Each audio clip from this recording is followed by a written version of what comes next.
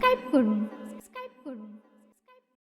الذين ينفقون في السراء والضراء والكاظمين الغيظ والعافين عن الناس والله يحب المحسنين।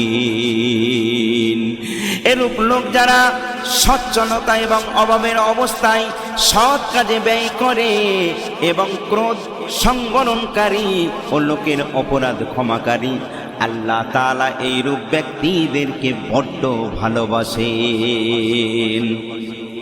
যেমন ভালোবেসেছেন হযরতে ইব্রাহিম খলিলুল্লাহ,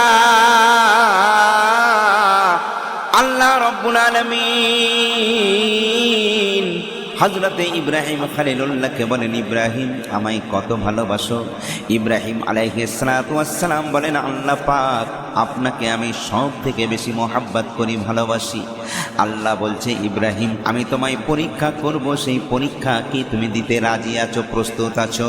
ইব্রাহিম খলিলুল্লাহ বললেন, অবশ্যই আল্লাহ, আমি হার হালতে রাজি রয়েছি। আল্লাহ রাব্বুল আলামিন স্বপ্ন যোগে হযরতে ইব্রাহিম আলাইহিস সালাতু ওয়াস সালামকে বলেন, ইব্রাহিম আমার রাস্তায় তুমি কুরবানি করো। ইব্রাহিম আলাইহিস সালাতু ওয়াস সালাম এই খ্বব দেখার পর সকালবেলা 100 উট আল্লাহর রাস্তায় কুরবানি করলেন। পরদিন আবার খ্ববে আল্লাহ পাক বলছেন, ইব্রাহিম আমার রাস্তায় কুরবানি করো। ইব্রাহিম খলিলুল্লাহ তার পরের দিন সঙ্গে সঙ্গে করলেন কি, সমস্ত খুরমা বাগানগুলো বিলীন করে দিলেন, মানে দান করে দিলেন। তৃতীয় রাতে আবার খ্ববে দেখেন, আল্লাহ বলেন, ইব্রাহিম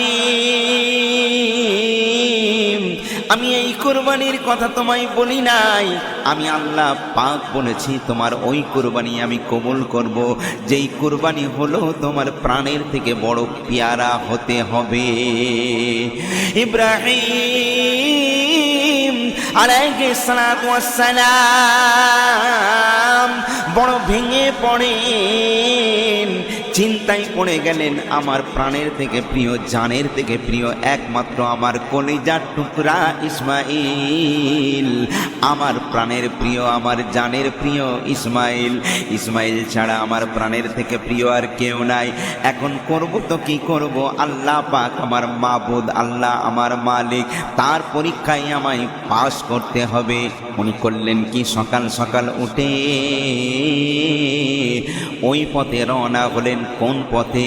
যে পথে যে বনবাসে রয়েছেন হযরতে হাজেরা, তার শিশু সন্তান ইসমাইল আলাইহিস সালাতু ওয়াস সালামকে নিয়ে বড় কষ্টের মধ্যে জীবনযাপন করছে।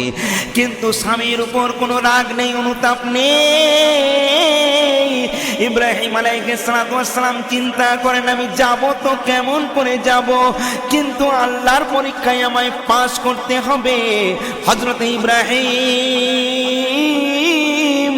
রওনা হয়ে গেলেন। শিশু ইসমাইল দেখে বহুদিন পর তার আব্বা জান দূর থেকে হেঁটে হেঁটে আসছে। আম্মা জান হাজিরা বলে, বাবা ইসমাইল ওই দেখো তোমার আব্বা জান আসছে। আচ্ছা চিন্তা করুন, কোনো বাপ যদি বিদেশে সফর করে থাকে, বিদেশে কাজ করতে যায়, বিদেশ থেকে যখন ওই আব্বা জান বাড়ি ফিরে আসে, সন্তানরা যখন খেলা করে, খেলায় মগ্ন থাকে, সমস্ত ছেলেরা বলে, দেখো দেখো তোমার আব্বা জান 1 বছর পর ওই শহর থেকে ফিরে আসছে। ওই শিশুদের মনটা তখন আকুল ব্যাকুল হয়ে যায়, হ্যাঁ কিনা বলেন? ওই বাচ্চাগুলো ছুটে ছুটে যায় আব্বা জানের কাছে, আব্বা জানকে জড়িয়ে ধরে, আশা করে নিশ্চয়ই ওই শিশু সন্তানগুলো যে নিশ্চয়ই আব্বা জান বিদেশ থেকে বহুদিন পরে বাড়ি ফিরেছে, নিশ্চয়ই আমাদের জন্য অনেক মিষ্টি মিঠাই নিয়ে এসেছে। এটাই হয়ে থাকে, আব্বা জান শিশু বাচ্চাদেরকে কোলে তুলে নিয়ে মিষ্টি মিঠাই দেয়, হ্যাঁ কিনা বলেন? কিন্তু ইসমাইল আব্বা আব্বা বলে যখন ছুটে ছুটে যায়,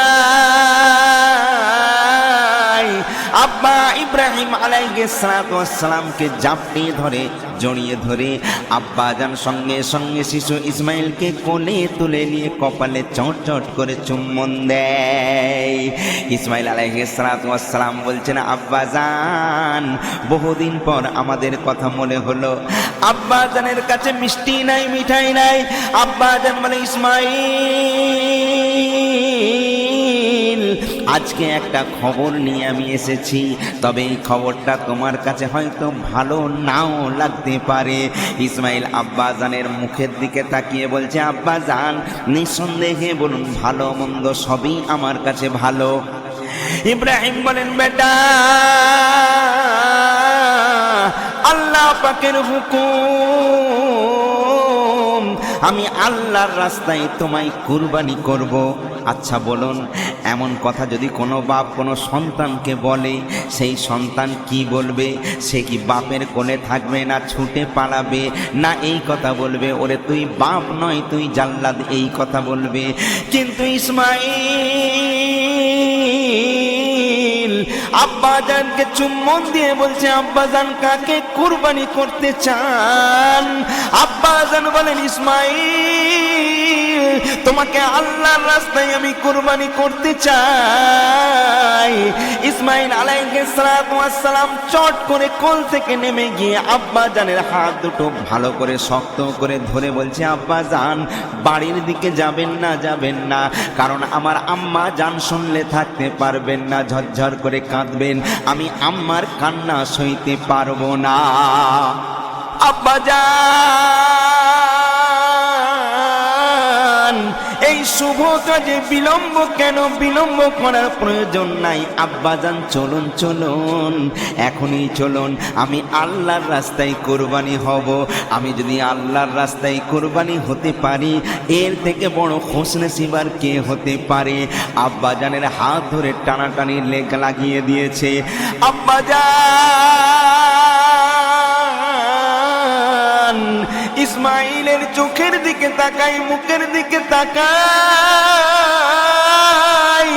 ইসমাইল বড় আনন্দ হয়ে, বড় খুশি হয়ে আব্বাজানকে বলছেন, আব্বাজান কোনো বিলম্ব নয়, বিলম্ব নয়, জলদি জলদি চলুন, আমি আপনার ছেলে ইসমাইল আল্লাহর পরীক্ষায় আপনাকে ফেল হতে দেব না।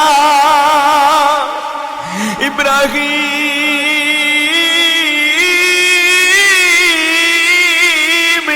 ইসমাইলের দিকে তাকায়।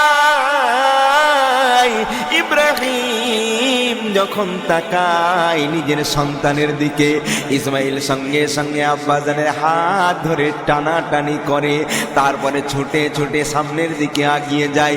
একটা উঁচু মতো জায়গা আছে, সেইখানে গিয়ে বলে, আব্বাজান গো, আপনি একটুখানি দাঁড়ান, আমি একটু দড়ির ব্যবস্থা করি। আবার একটুখানি ঘুরে এসে বলছে, আব্বাজান না না, দড়ির কোনো প্রয়োজন নাই। হয়তো দুনিয়ার মানুষ মনে করবে ইসমাইল রাজি ছিল না এ কুরবানিতে, তাই তার আব্বাজান দড়ি দিয়ে বেঁধে জোর করে তাকে কুরবানি করেছে। না না আব্বাজান, দড়ির কোনো প্রয়োজন নাই। তারপর আব্বাজানের সামনে ওই উঁচু জায়গাটাই নিজে শুয়ে পড়ে বলছে, আব্বাজান এইবারে আপনি ছুরি চালান। আব্বাজান ছুরি চালান।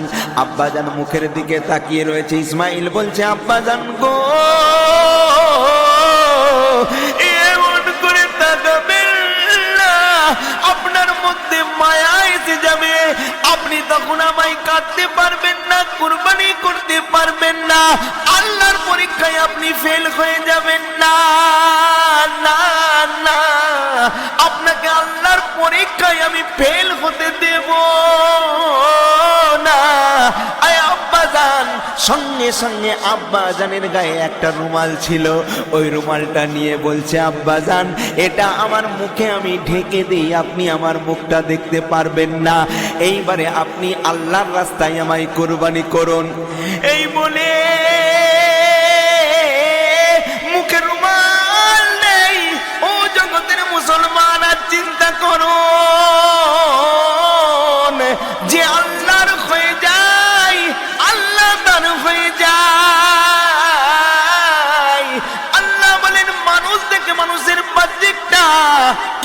আমি আল্লাহ রব্বুল আলামিন দেখি মানুষের অন্তরটা, যার অন্তর ভালো তার সব ভালো, যার অন্তর খারাপ তার সব খারাপ। ইব্রাহিম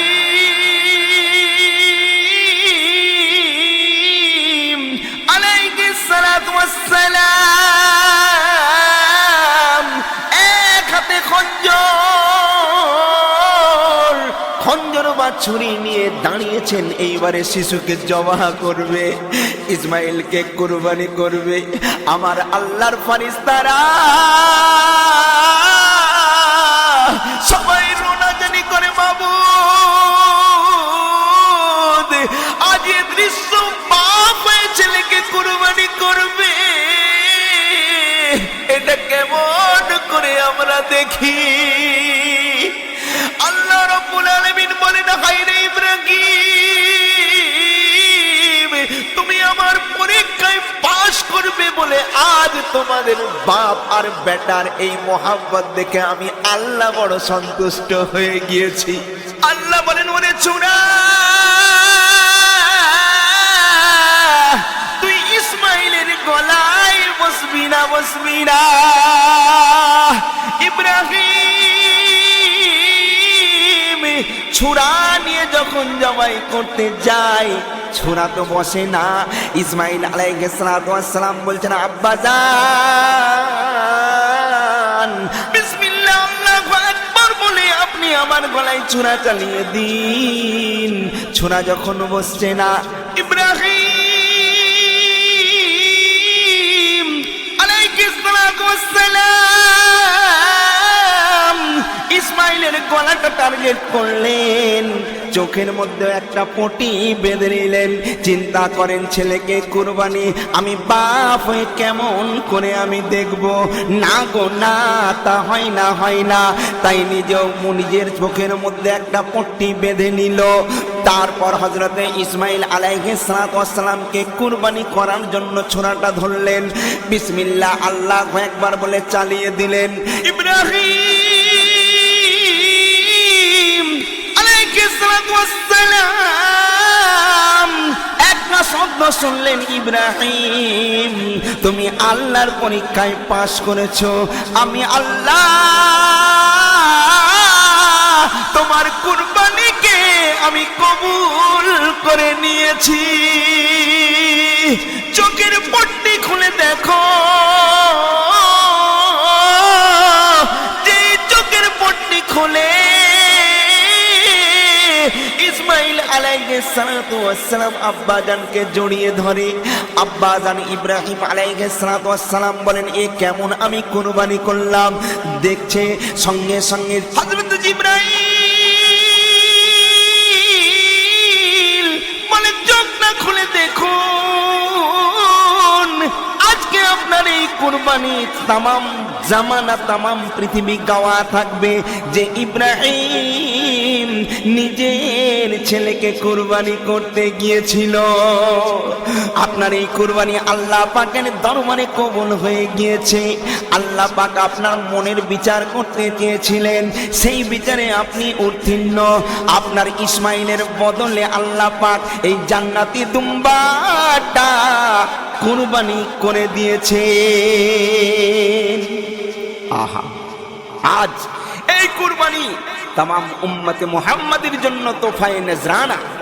এই জন্য আল্লাহ রাব্বুল আলামিন পবিত্র কুরআন পাকের মধ্যে ইরশাদ করেছেন, আল্লাযীনা ইযা যুকিরাল্লাহু ওয়াজিলাত কুলুবুহুম ওয়াস-সাবিরিনা আলা মা আসাবাহুম আল মুকিমিস সালাতা ওয়া মিম্মা রাযাকনাহুম ইউনফিকুন।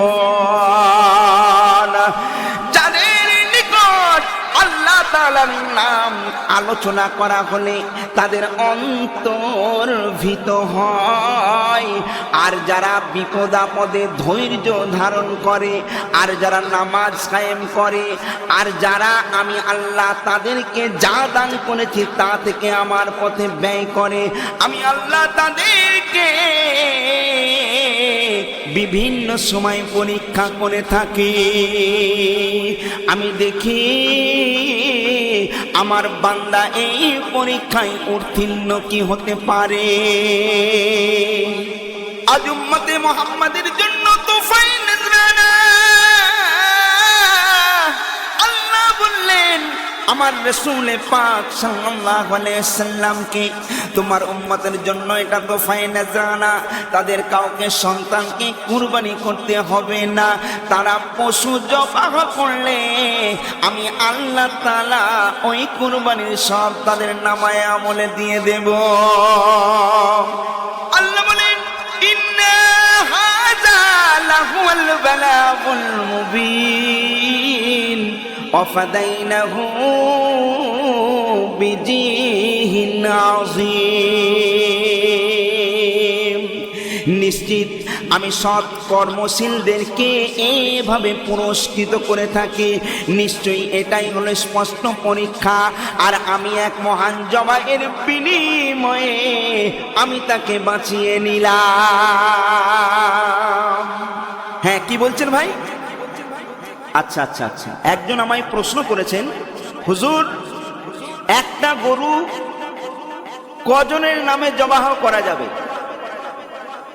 দেখুন, হযরতে জাবের রাদিয়াল্লাহু তাআলা আনহু হতে বর্ণিত আছে, তিনি বলেন রাসূলুল্লাহ সাল্লাল্লাহু আলাইহি সাল্লাম ইরশাদ করেছেন, গরু 7 জনের পক্ষ হতে এবং উটও 7 জনের পক্ষ হতে কুরবানি করা যাবে। মুসলিম ও আবু দাউদ শরীফে বর্ণনা করা আছে। আর একটা প্রশ্ন আছে, হুজুর কুরবানির পশু কেমন হবে?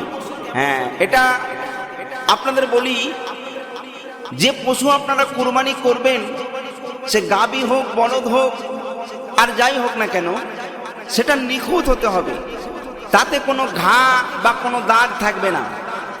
ভাইরে আমার, হযরত আয়েশা রাদিয়াল্লাহু তাআলা আনহা হতে বর্ণিত আছে, তিনি বলেন রাসূলুল্লাহ সাল্লাল্লাহু আলাইহি ওয়াসাল্লাম ইরশাদ করেছেন, কোন আদম কুরবানির দিন রক্ত বহানোর চেয়ে আল্লাহর নিকট বেশি প্রিয় আর কোনো আমল করতে পারে না। কিয়ামতের দিন জবাই করা পশু তার শিং, পশম ও খুর নিয়ে উপস্থিত হবে।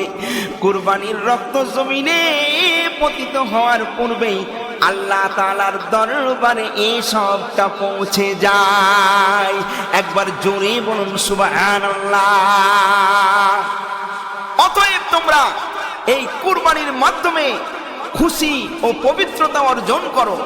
যাক শোনো ভাইজান, আজকে এই পর্যন্ত। আবার যখন আল্লাহ তৌফিক দেবে আপনাদের সামনাসামনি হব, আবার কিছু কথা আলোচনা করব ইনশাআল্লাহ। আপনারা আমার জন্য দোয়া করবেন, আমি আপনাদের জন্য দোয়া করব। আসছি, খুদা হাফিজ, আসসালামু আলাইকুম।